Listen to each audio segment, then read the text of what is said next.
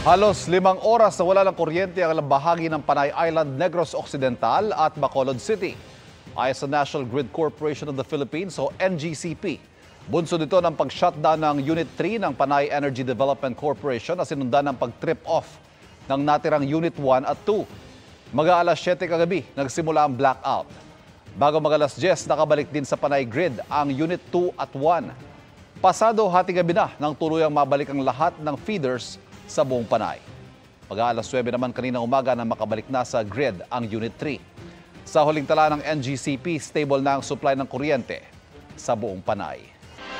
Mga kapuso, patuloy na tumutok sa mga balita. Mag-subscribe sa GMA Integrated News sa YouTube. Sa mga kapuso abroad, samahan niyo kami sa GMA Pinoy TV at www.gmanews.tv.